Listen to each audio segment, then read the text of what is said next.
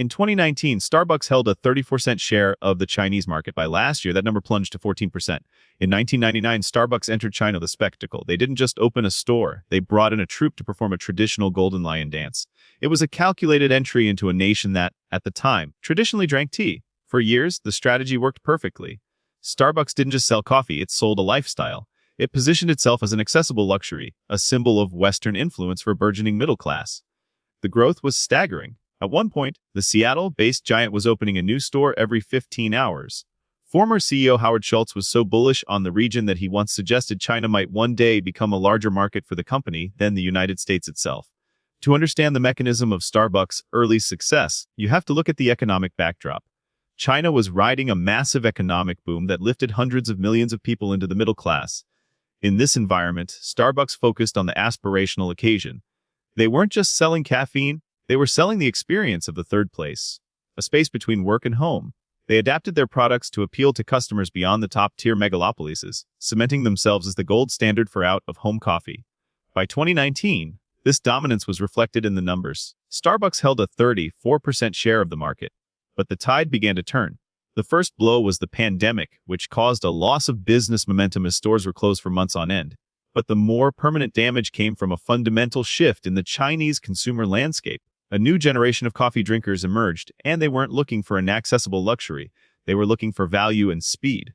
Enter Luckin Coffee. Founded in 2017, Luckin didn't try to mimic the Starbucks lounge experience. Instead, it focused on a high-volume, low-cost model. Luckin appealed to the younger generation by offering coffee at steep discounts.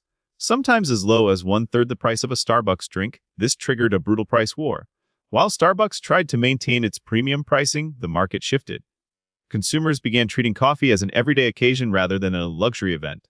Luckin expanded aggressively, eventually overtaking Starbucks in both sales and store count. By the end of fiscal 2024, Luckin had nearly tripled the number of stores in China compared to Starbucks. The erosion of market share was stark. From 34% in 2019, Starbucks' share plunged to just 14% by last year.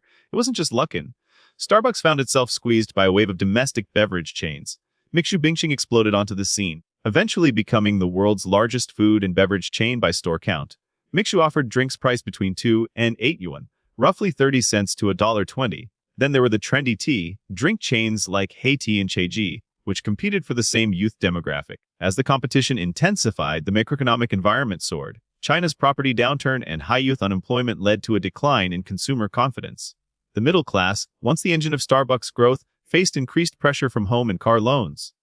People became more cost-conscious. The impact showed up in the financial reports. In fiscal 2025, Starbucks reported a 1% decline in same-store sales in China. More tellingly, the average amount a customer spent per transaction dropped by 5%.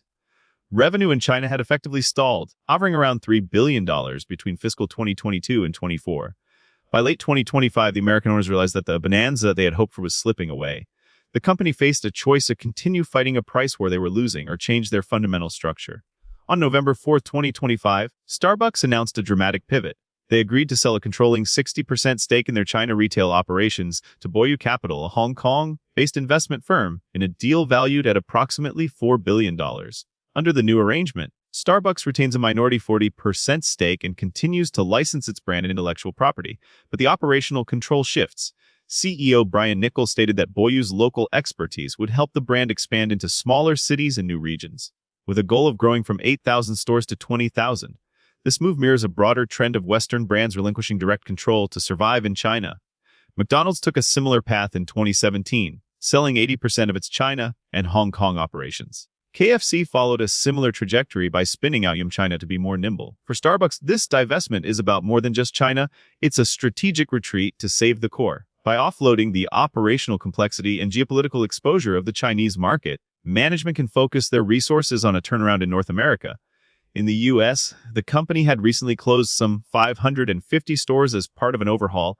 By handing the keys to Boyu Capital, Starbucks is admitting that the market it built is no longer a market it can control.